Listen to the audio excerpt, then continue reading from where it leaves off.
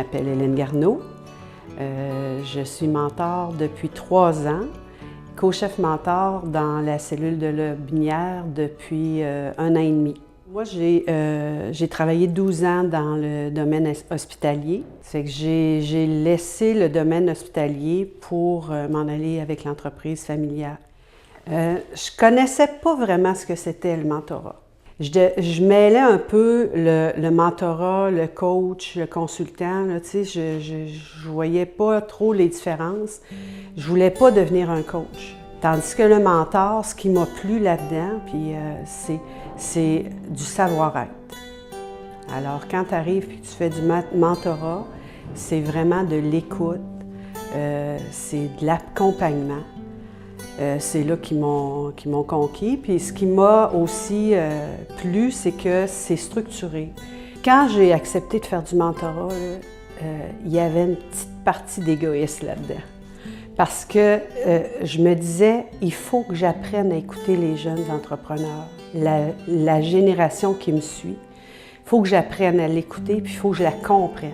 Et puis, je travaille avec des gens d'une génération qui me suit. J'ai des enfants aussi de cette génération-là. Et puis, je voulais comprendre quelles étaient leurs motivations maintenant, quelles étaient leurs valeurs. Le mentorat m'aide beaucoup, beaucoup pour ça, d'améliorer mon écoute. Parce que j'ai la gâchette facile, moi, pour les solutions. Tandis que dans le mentorat, mon rôle, c'est pas de trouver les solutions, c'est d'écouter, c'est de comprendre, puis de les amener à trouver les solutions, à bien évaluer tout ce qui se passe. Ça me permet de côtoyer d'autres mentors, d'autres gens, d'autres entrepreneurs de mon expérience. Parce que ma relation avec ma mentorée Cindy, c'est très agréable, c'est spécial aussi. Cindy, c'est une combattante. Elle est structurée, elle est exigeante envers elle, est exigeante envers les autres. Ça me ressemble à plusieurs niveaux. Et puis, elle travaille dans un milieu familial avec son frère, ses parents sont là, un domaine manufacturier, des hommes. Tu sais, je me retrouve beaucoup dans Cindy. Il faut que je fasse attention pour lui faire profiter de mon expérience, mais sans lui raconter ma vie à moi, puis lui dire « tu devrais faire ça, j'ai essayé ci, tu devrais le faire ». C'est pas ça du mentorat. Du mentorat, c'est de l'aider à prendre les bonnes décisions, l'accompagner là-dedans, lui faire voir tout ce qu'il peut avoir comme impact sur une décision, puis s'assurer qu'elle prend la bonne. Mais il faut que tu ailles chercher des complémentarités aussi. Puis c'est ça qui fait la force d'une relation, quand tu as des complémentarités, puis tu es capable de voir quelqu'un qui est très exubérant. Bien, quand tu es avec quelqu'un de plus calme, ça va te ramener. Le mentorat, ce que ça permet, c'est de pouvoir dire les choses que tu ne peux pas dire à d'autres dans un climat de confiance puis d'écoute. C'est que ça, c'est important parce qu'un entrepreneur, c'est souvent seul. Et puis, juste le fait d'avoir un mentor, puis pouvoir parler de ses sentiments, parler de ses émotions, ça aide beaucoup à les comprendre, puis ça évacue.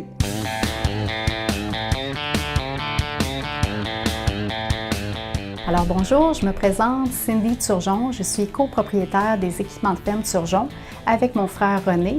Nous avons acquis l'entreprise en août 2008. Qui était l'entreprise de mon père Normand Turgeon et de mon grand-père Noël. Ils avaient fondé l'entreprise, eux, en 1981. Puis on était une entreprise manufacturière d'équipements de ferme et de structures d'acier. Le marché visé ici, nous, c'est le Québec, l'Ontario, puis les Maritimes. On fait partout notre structure d'acier au Québec. Nous, dans le fond, on est manufacturier. L'acier rentre ici, on fabrique au complet la charpente d'acier, on la peinture. Ensuite, on a nos camions qui amènent la structure chez le client, qui, la plupart du temps, c'est les agriculteurs. On fait un petit peu de commercial léger, mais la plupart de notre chiffre d'affaires est vraiment en agriculture. Fait qu'ensuite, j'ai une équipe de montage qui monte avec la structure nos camions. Ils vont monter la structure sur le béton. La structure se tient entièrement en acier. Aucun bois au montage est requis.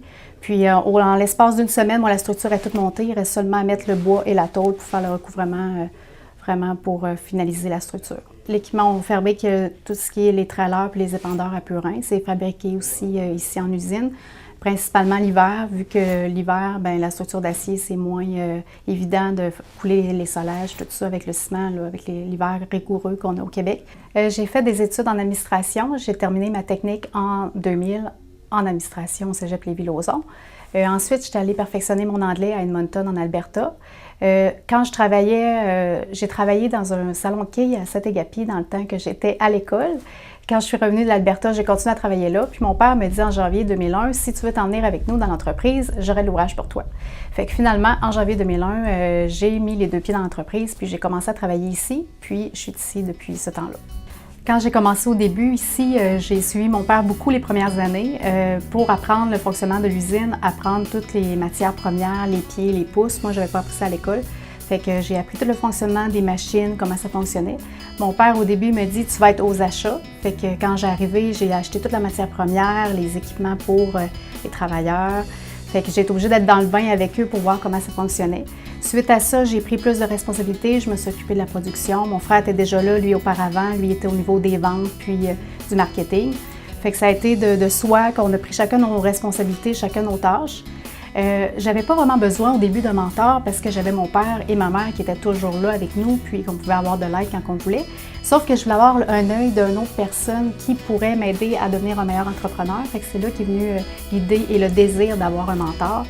Dans les entreprises, les femmes, on est encore minoritaires, dans un domaine manufacturier, puis qu'il y avait une relève d'entreprise. Fait que Mme Garneau concordait vraiment à ce que je voulais.